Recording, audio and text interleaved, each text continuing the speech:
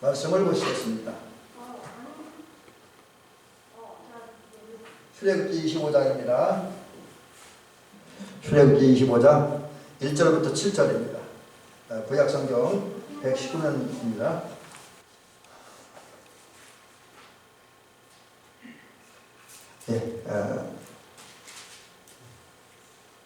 제가 봉독합니다. 여호와께서 모세에게 말씀하여 이르시되 이스라엘 자손에게 명령하여 내게 예물을 가져오라 하고 기쁜 마음으로 내는 자가 내게 바치는 모든 것을 너희는 받을지니라. 너희가 그들에게서 받을 예물은 이러하니 금과 은과 놋과 청색 자색 홍색 실과 가는 배실과 염소털과 붉은 물들인 수양 가죽과 해달의 가죽과 조각목과 등류와 관유에 드는 향료와 분향할 향을 만들 향품과 호마노며 에봇과 흉패에 물릴 보석이니라.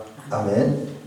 오늘 이 말씀을 들으면서 물론 오늘 말씀드린 성막 건축 재료들은 그 중에는 귀한 재료도 있습니다. 세상적으로도. 하여튼 우리가 지금 어떤 존재이든지 간에 하나님 앞에 붙들림 바 되어지므로 귀하고 존귀한 하나님의 일꾼, 하나님의 대사로 쓰임받고 또 하나님의 큰 은혜와 복을 받으시기를 주의 이름으로 축원합니다.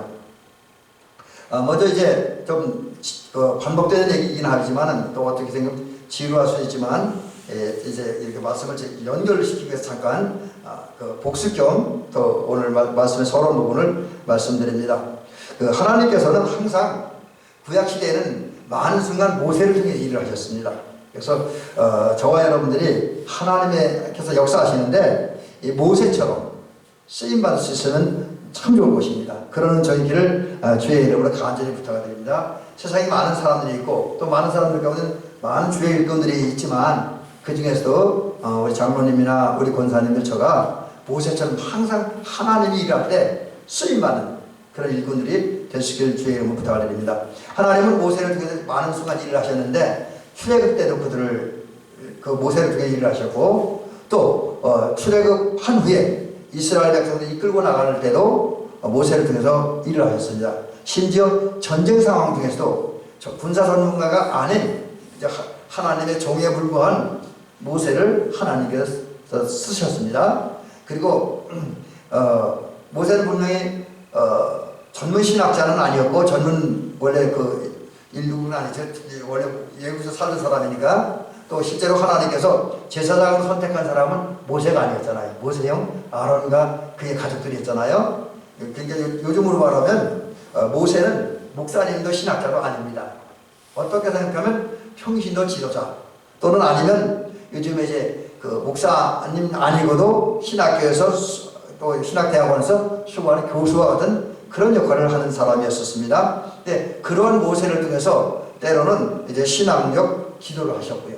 또 말씀을 알려주셨습니다. 근데 그런 하나님께서 모세를 통해 또 한 가지 일을 하시죠. 그게 이제 우리가 계속 되는 얘기지만 모세를 시내산으로 부르신 다음에 그 시내산 위에서 여러 가지 율법을 주십니다. 그 율법을 주시는 가운데 성막을 지으라고 말씀하셨잖아요. 그리고 이제 그 다음에 모세가 하나님의 명령을 받고 그대로 이제 순종했더니 성막이 지어지는데 그 과정에서 보니까 성막 건축의 일꾼으로 부사렐과 오홀리압이 수고하죠. 그리고 없는 또 무명의 일꾼들 그리고 이제 백성들의 수고 헌신을 통해서 성막이 건축되어집니다. 자, 그 다음에 성막이 건축되었는데 어떤 과정에서 건축되었냐? 우리가 지난주가요 굉장히 강조해 드렸던 부분인데 성막은 인간의 의지와 어떤 그 모세의 자유권에 의해서 자기 생각과 어떤 이론에 의해서 있는 것이 아니라 철저하게 하나님의 계획과 계시에 의해서 지어졌다.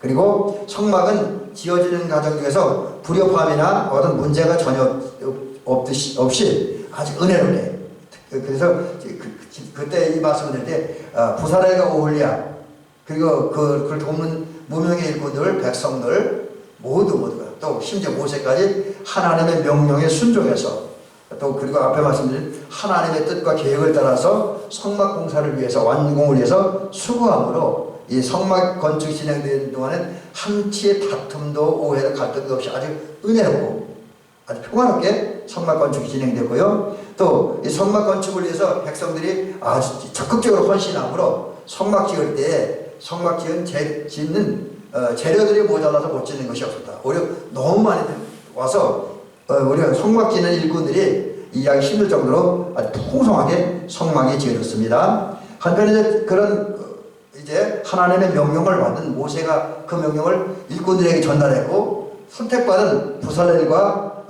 오홀리압과 또 무명의 일꾼들과 백성들의 수고로서 성막이 건축되었는데 성막은 어떤 구조로 이루어졌냐면 먼저 성막 뜰이 있죠. 이 뜰에는 번제단과 물두멍이 있습니다. 그리고 그 주변에 성막 울타리가 쳐집니다. 여기 이제 60개의 기둥이 세워집니다.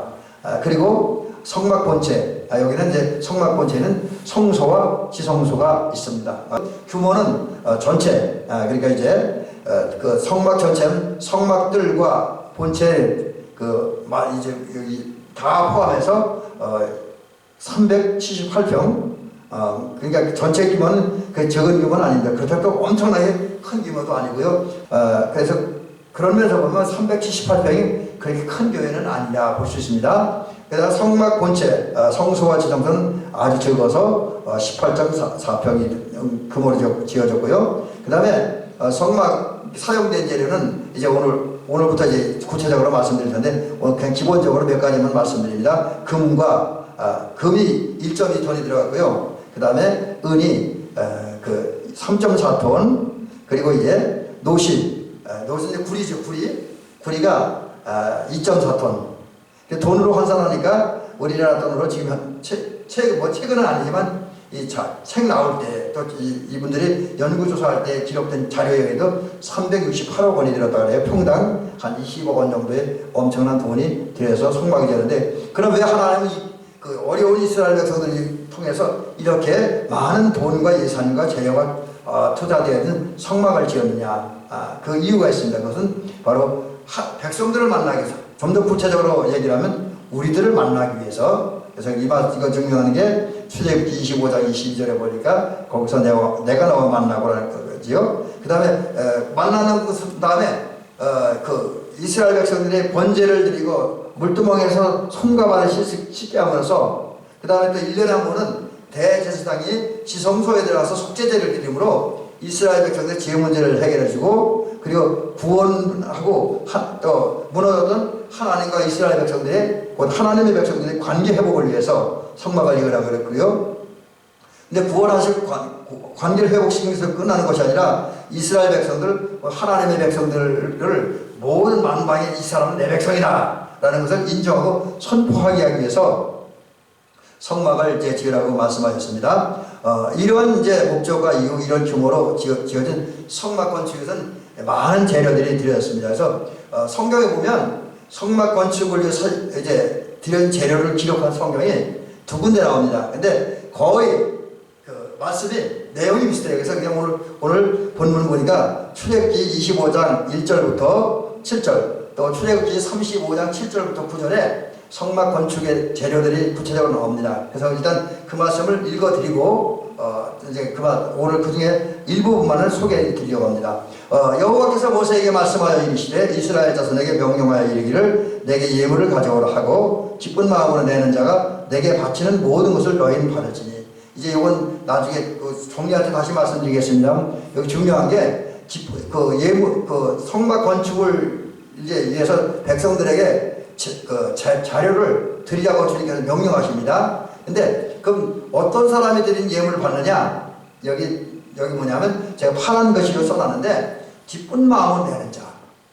하나님 앞에 성막 건축을 위해 필요한 그 예물을 드릴 때, 제물을 드릴 때 기쁜 마음으로. 오늘도 하나님은 역사하시는데 역사할 때 우리의 헌신과 우리의 수고와 또 우리의 헌금을 통해서 주님 역사하잖아요. 그럼 하나님께 그 받는 예물, 하나님께 받으시는 헌신이 무엇이냐? 억지로 마지못해 하는 것이 아니라 기쁜 마음으로, 자원하는 마음으로, 즐거운 마음으로 주님을 위해, 교회를 위해 헌신한 그 사람들이 헌신을 받으시고 그 사람들이 예물을 받으시고 그런 사람들이 역사하신다라는 사실입니다. 이 말씀이 굉장히 중요한 것 같아요. 이제 이 말씀은 뒷부분에 다시 한번 세부적으로 좀 말씀드립니다. 그 다음에 너희가 그들에게서 예물을 받을 이러하니라. 곧 금과 은과 놋과 청색, 자색, 홍색 실과 가는 배실, 염소털, 붉은 물들인 순양 가죽, 해다레이 가죽 조각목, 등류 관유에 든 향료, 분향할 향을 만든 향품, 호마노, 애고, 흉패, 물릴 보석 해서 이거 제가 전부 하나하나 세어보니까 15가지나 15가지 재료를 가지고 성막을 짓겠다고 말씀하는 거죠. 근데 그것을 이제 좀 더 세분화해서 나눠보면 6가지입니다. 그래서 그 성막 건축을 위해서는 금속, 쇳덩어리가 들여졌고요. 그 다음에 직물하면 이제 헝겊이죠. 천 같은. 그 다음에 가죽도 들여졌고요. 그 다음에 목재, 나무는 이제 주로 여기 여기 그림에 오는 나무는 그 나무는 아닌데 조각목은 못 쓰는 나무, 사실 쓸모없는 나무인데 이것이 성막 건축을 위해서 아주 요긴한 제물로 사용됐고요. 여기 글씨가 하나 들어졌네요. 여기 기름, 그 다음에 보석, 이런 것들이 성막 건축을 위해 이제 사용된 재료들입니다. 자, 이제 이것의 의미를 제가 의미 중에서 몇 가지 좀 소개를 드리려고 합니다. 이제 오늘 이 말씀을 거의 결론을 드리고 나중에 정리만 좀 해드리려고 합니다. 우선 성막 건축을 위해서 금속류가 되는데, 금속이란 구체적으로 이제 기본적으로 금속은 쇳덩어리. 제가 이제 뭔가 찾아보니까 쇠붙이라 그래요. 근데 이 금속은 그냥 금속이 아니라 그냥 쇳덩어리가 아니라 특이한 빛이 나는 광택, 빛이 나는 쇳덩어리였다. 그리고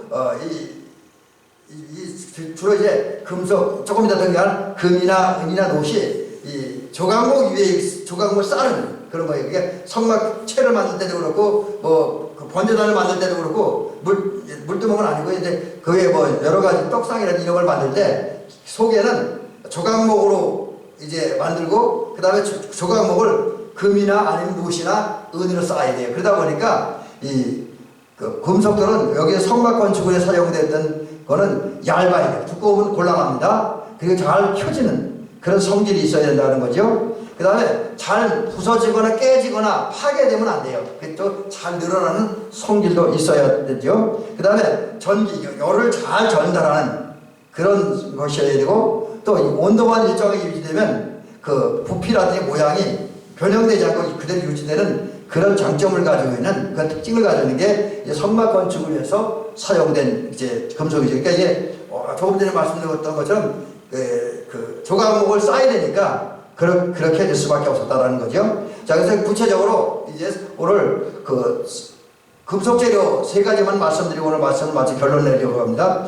여러분, 제일 먼저 금이 들여지는데 금의 가치. 우선 성막 건축하는 자료 중에서 가장 많이 여러 나무도 들여지고 보석도 들여지고 가죽도 들여지고 그런데 가장 많이 들여진 게 금이었고요. 그 다음에 성막 건축에서 가장 많이, 다른 것은 안 들어가는 데가 있어도 이 금이 안 들어가는 데가 없어요. 거의 모든 성막 기구에 금이 사용돼서 가장 많이 사용됐다. 그리고 성막 건축에 들여진 재료들 가운데 가장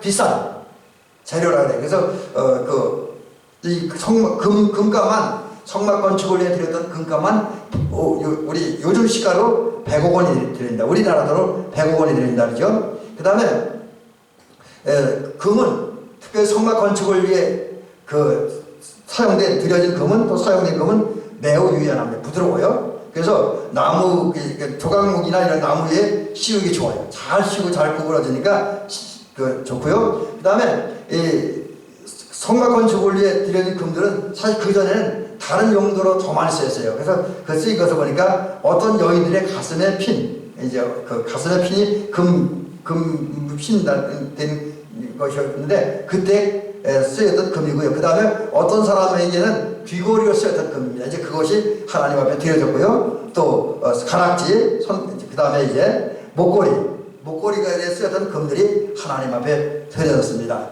그 다음에 이런 금이 들어졌을 때 어디에 쓰여졌냐면 성막 중에서 떡상, 이제 떡상은 성소 안에 있습니다. 여기 이제 이스라엘의 12지파를 상징하는 떡들이 이렇게 진수되는데 그 떡을 올려놓은 그 떡상에 이제 이렇게 금이 사용돼서, 그러니까 이 떡상도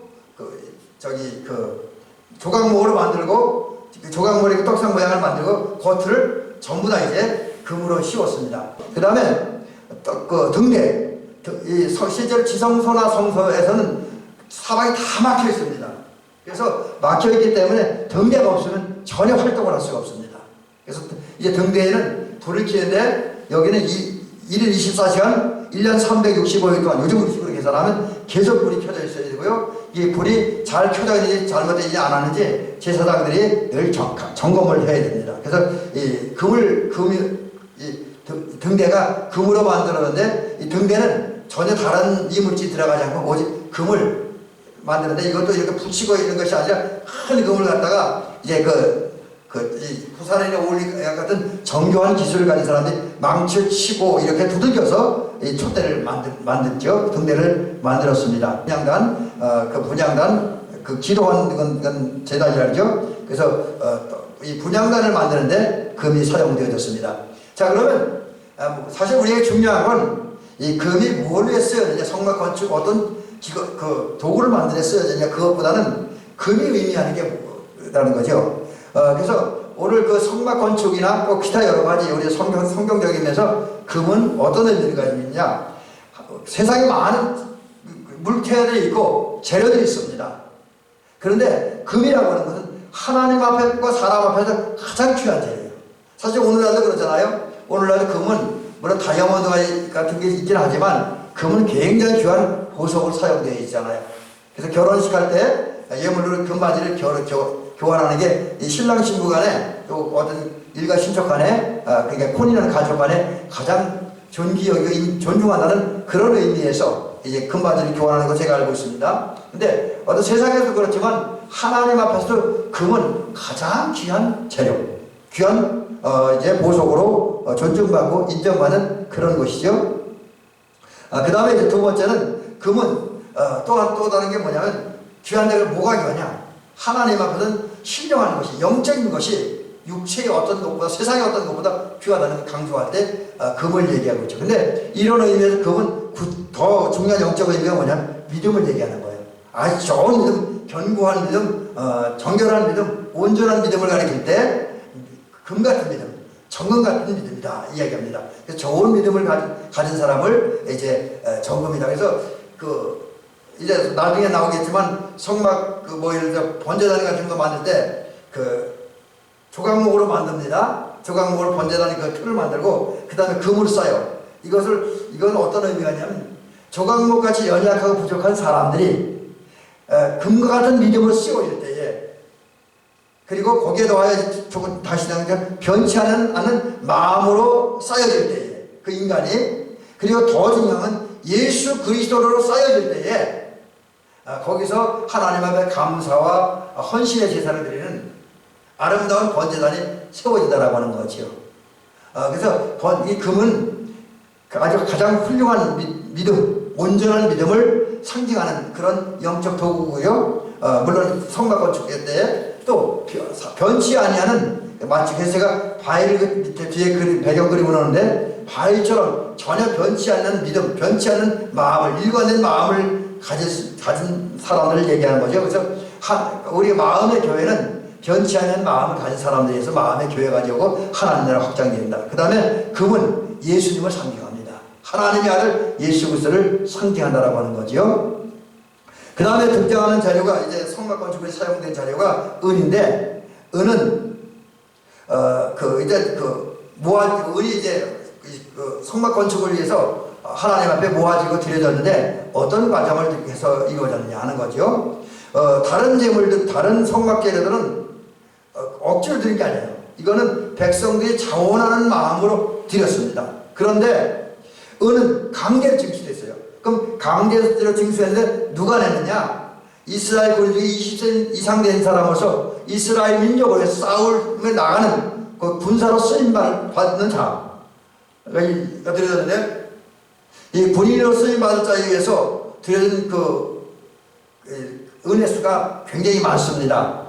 당시에 이제 이스라엘 군대 싸움에 나가서 싸울 만한 군사를 세워보니까 한 2차례 정도 인구조사를 했는데 군인수를 채워보니까 60만 3,550명의 군인이 있었습니다. 근데 이들이 반세개씩 냈는데 얼마나 모아졌냐면 100달란트 1,750의 세겔, 굉장히 많은 양의 금이 들여졌다 그랬죠. 근데 그럼 이런 금들이 이렇게 군인들이 헌금했을 때 무엇을 위해 사용되어지냐면 성막하면 맨 외곽에 이제 울타리를 세우는데 울타리를 받들어주는 기둥을 세울 때 이제 금이 사용됐죠. 물론 은이 사용됐습니다. 이것도 속에는 그 조각목 시든 나무, 쓸모없는 나무로 만들고 그 다음에 겉을 은으로 씌웁니다. 성막 기둥도 은으로 씌우고 그 다음에 고리, 그 성막 기둥을 연결하는 고리, 그 다음에 성막을 이제 기둥을 받쳐주는 밑받침대, 넓은 받침이라고 그러는데 그거 만드는데 또 성막과 성막 고리를 연결하는 성막 가름대, 또 그 성막 위에 이렇게 지금 요 부분 그 머리, 제가 머리를 했는데 성막 머리를 이제 이것도 조각목으로 만들고 은으로 씌웠다라는 것이죠. 그럼 이런 은은 또 어떤 의미가 있냐면 실제로 그 이스라엘 백성들에게서 성막 건축 때 은을 드렸다는 것은 죄를 면하고자 하나님 앞에 바치는 헌금으로 이해했다는 거죠. 그래서 은을 드렸다는 은은 다른 말로 속죄, 죄를 용서받기 위해서 어떤 헌신적인 행위를 말하는 거죠. 그런데 그건 구체적으로 예수님을 말하는 거죠. 바로 예수님이 은삼시에 팔리심으로 우리의 구속주가 되었다라는 것이 은의 의미입니다. 그 다음에 놋이 드려지면 놋, 사실 놋은 뭐 옛날이나 지금이나 그렇게 귀하게 그 가치를 인정받는 그런 그 금속은 아니죠. 그래서 우리 성경에 보니까 다른 성경에 보니까 그 공동번역 성경이나 요새 현대어로 번역된 성경에 보니까 놋이라고 표현되지 않고 불이라고 표현됐습니다. 근데 이 성막 건축을 해드렸던 놋은 싸구려 놋은 아니고요. 붉고 윤이 나는 금속물이었다고 합니다. 그리고 얇게 잘 퍼지는 그런 경향이 있었어요. 쌓아야 되니까 이것도 조각으로 쌓아야 되니까, 그리고 잘 파괴되지 않고 부서지지 않고 또 길게 잘 펴져서 이렇게 뭘 쌓는 게 조금 좋았다라고 하는 거죠. 그럼 이런 놋을 가지고 뭘 만들었냐면 이제 성막 제일 가장자리 울타리 부분에 울타리 세워야 되는데 울타리는 세마포입니다. 포장. 근데 포장을 받쳐주는 기둥이 있는데 성막 기둥은 전체가 60개가 되는데 이 60개를 안에는 전부 다 조각목으로 만들고 그 다음에 겉에는 전부 다 구리로 씌웠습니다. 놋으로 씌웠지요. 그래서 그 놋이 모든 그 성막 건축 기둥물에 쓰였다라고 하는 거지요. 그 다음에 번제단, 그 회개의 제사, 헌신의 제사, 감사의 제사를 만들 때에도 놋이 사용되어졌습니다. 그리고 물두멍을 만들 때, 여기 이제 물두멍, 여기는 제사장들이 나와서 손과 발을 씻는 장소인데 그 물두멍을 만들 때 그 놋이 사용되어졌습니다. 자, 이런 용도로 사용된 놋은 어떤 의미가 있느냐? 바로 연단이에요, 연단. 뭐 두들겨 만져서 이제 그 어떤 그 물두멍도 만들어지고 번제단도 만들어지기 때문에 그런 의미에서 놋은 연단을 의미한다는 거죠. 사실 모든 물체는 이 연단을 받으면 잘 다듬어지고 만들어서 처음에는 가치 없던 물체들도 존귀하게 빛나게 되죠. 그래서 이건 뭐라냐면 우리 성도들이 연단 받는 걸 얘기하는 거죠. 우리 성도들이 그 어떤 신앙의 행진을 갖다가 하나님 나라를 향한 믿음의 행진이라고 얘기하는데 근데 그런 믿음의 행진은 그냥 가는 것이 아니라 계속해서 끊임없는 연단과 훈련의 과정이지요. 그래서 이 성막 건축을 위해서 놋이 들였던 이것을 통해서 발견한 진리는 뭐냐면 그 놋은 천국과는 성도의 삶의 과정을 이야기하는 거지요. 이런 놋이 60개 기둥에 입혀지고 또 십자가에 달려 죽으신 예수 그리스도를 상징하는 게 이제 놋이라는 거죠. 자, 이제 다음 결론에서 말씀드릴게요. 이제 결론 마지막 부분 이렇게 하면 오늘 이런 신앙적 결론과 교훈을 얻어보고자 합니다. 자, 이제 하나님께서 모든 피조물을 창조하셨고 그 결과 세상에는 많은 물체들이 있습니다. 뭐 금도 있고 은도 있고 동도 있고 구리도 있고 나무도 있고 그런데 사람도 있고 동물도 있고 식물도 있고 다 있어요. 그런데 그 중에 하나님이 창조하신 물체 중에 무가치한 건 아무것도 없습니다.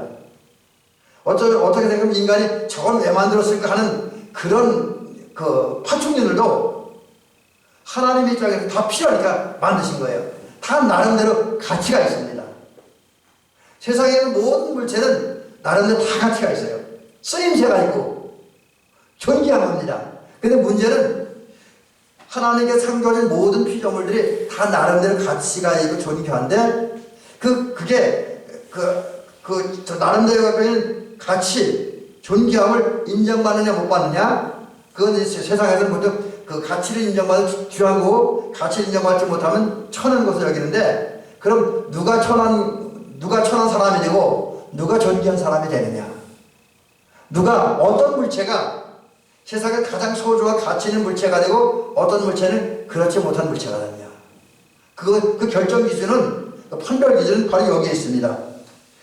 누구의 손에 들려지고 무엇을 위해 쓰이고 무엇을 위해 살아가느냐에 따라서 이제 가치가 달라진다는 거죠. 그래서 제가 오늘 피아노를 예를 들어봤습니다. 우리 교회에 피아노가 있습니다. 여러분, 이 피아노 가치가 똑같지는 않다라고 하는 거지요. 똑같은 피아노이지만 기계적으로는 어떤 물체 이름으로 부른 피아노지만 어느 자리에 있고 무엇을 위해 피아노가 쓰여지느냐에 따라서 피아노가 가치 있는 그런 도구가 될 수 있고 무가치하고 해로운 도구가 되어질 수 있다라고 하는 거지요. 여러분, 만약에 이 피아노가 우리 교회 피아노는 아니지만 어떤 피아노는 유흥가에 뭐 어떤 차바레라든지 춤추는 집이라든지 아니면 뭐 술집 같은 데서 있고 거기 쓰여요. 그러면 그런 피아노는 사람들을 술 먹게 하고 어떤 향락에 빠지고 쾌락에 빠지게 하고 범죄에 빠지게 하는 도구가 돼요. 그래서 원래 피아노 자체는 좋은 거지만 그런 좋지 않은 장소에서 좋지 않은 목적을 위해서 좋지 않은 사람들에 의해서 손에 의해서 쓰여지면 타락의 도구가 되고 제약의 도구가 된다라고 하는 거지요. 반면에 피아노가 우리 교회에 있는 피아노가 교회에서 사용돼요. 교회에 놓여 있고 교회에서 성도들이 하나님을 찬양하고 하나님께 감사하는 도구로 쓰여지면 이 피아노는 찬양의 도구가 되어지고 감사의 도구가 되어지고 하나님께 영광을 돌리는, 또 하나님의 교회에서 귀하게 쓰임받는 선물이 되어진다라고 하는 거지요. 근데 피아노만 그러냐? 사람도 마찬가지라는 거지요. 금도 여러분, 금도 성막 건축을 위해서 이렇게 쓰여지니까 귀한 거예요. 성막 건축을 위해 쓰여지니까 예수 그리스도 상징하는 도구가 되고 찬란하게 빛나는 믿음을 의미하는 도구로 그 가치를 인정받는 거예요. 성막 건축을 위해 사용되었기 때문에 변함이 없는 마음, 변함이 없는 믿음을 상징하는 도구가 되는, 거룩한 도구가 되는 거지요. 근데 이 금도 만약에 밀수꾼들이 어떤 자기 돈벌이 수단에 사용된다면 범죄의 도구로 전락된다는 거죠. 또 은과 노도 마찬가지라는 거지요. 노도 나름대로 가치는 있을 수 있어요. 그러나 한 가지 분명한 금보다는, 다이아몬드보다는 은이나 노은 가치를 인정받지 못하는 건 사실입니다. 나름대로 가치 있지만 최고의 가치를 인정받는 건 아닙니다. 그러나 최고의 가치를 인정받지 못해 세상에서는, 그러나 성막 건축을 위해 사용되어졌을 때 성막 건축의 주요 도구로 사용되어졌다고 하는 거죠. 속죄를 위한 도구로, 또 십자가에 달리신 예수를 의미하는 도구로 사용되어졌다는 거죠. 여러분, 이 사실을 깨닫는 게 뭐냐면 이 금이나 은이나 노들이 누구의 손에 붙들림받아 되고 누구의 손에 의해서 사용되어졌느냐에 따라서 죄악의 도구가 될 수도 있고 선물이 될 수도 있었습니다. 사람도 마찬가지요. 오늘 저와 여러분들이 또 이 세상에 많은 사람들이 함께 한 시대의 세상을 살아갑니다. 그런데 그런 사람들 가운데 어떤 사람을 하나님으로부터 인정받는 사람, 너는 내 것이라고 하는 그런 인정을 받는 사람이 있고, 아니면 하나님에게 제외되고 버림받는 사람이 있습니다. 어떤 사람은 하나님의 은혜를 느끼면서 행복하게 사는 사람들이 있지만 많은 걸 소유했음에도 불구하고 하나님의 은혜 밖에서 이제 허무하게 사는 인생, 공허함 속에 사는 인생들이 있습니다. 그럼 그 차이가 왜 생기느냐? 내가 누구의 손에 올려졌고 누구의 손에 붙들림받아졌고 누구에 의해서 살아가고 있는가, 무엇을 살아가고 있는가에 따라서 우리가 주님 모시기 아름다운 사람, 칭찬하는 사람, 거룩한 사람, 의로운 사람이 될 수도 있고, 반대로 가룟자같이 또 이세벨과 같이 아합과 같이 악한 사람을 전락되게 줄 수 있다라고 하는 거지요. 좀 더 구체적으로 얘기 드리면 저와 여러분들이 이제 우리를 찾아오시는 주님을 영접하고 그 다음에 성령의 인도와 감동을 따라 구원받기 합당한 믿음, 견고하여 흔들리지 않는 믿음을 가지고 주님만 바라보고 의지할 때, 또 성령의 역사 감동을 통해서 전적으로 하나님만을 사랑할 때, 그리고 하나님을 사랑하는 마음으로 믿음 가지고 주님의 주신 뜻에, 주님의 주신 사명을 위해서 헌신하고 봉사할 때, 또 주님의 말씀을 따라 하나님과 사람을 의를 향하고 거룩을 하게 하고 또 섬김과 봉사의 삶을 살 때에 우리는 하나님에서 귀하게 쓰임받는 존재가 될 것이고, 또 그러다 보면 하나님과 사람 앞에서 존귀한 자로 높이 들림받는 자로 세워지게 될 것입니다. 그러나 그렇지 못하고 세상에 붙들리고 마귀에게 붙들리고 향락과 쾌락을 위해서 욕망을 위해서만 살아간다면 가치 없는 천한 인생이 되어진다라고 하는 거지요. 이 사실을 기억하면서 우리 대민교회 성도님들은 금과 은과 노시, 성막권 축이라는 그 거룩한 성전을 위해 사용되어 존귀한 그런 그 자료들이 되었던 것처럼 우리 성도들도 이제 주님을 마음에 모시고 그분 사랑하고 그분의 손에 붙들림 받은 다음에 주님의 뜻을 따라 살고 말씀에 순종하고 주님을 위해서 헌신하고 봉사함으로 주의 손에 붙들림 받아서 존귀한 자로 쓰임받고 존귀하게 쓰임받고 존귀한 자로 인정받고 찬란하게 빛나는 정금같이 빛나는 저와 여러분들이 되시기를 주의 이름으로 축원합니다.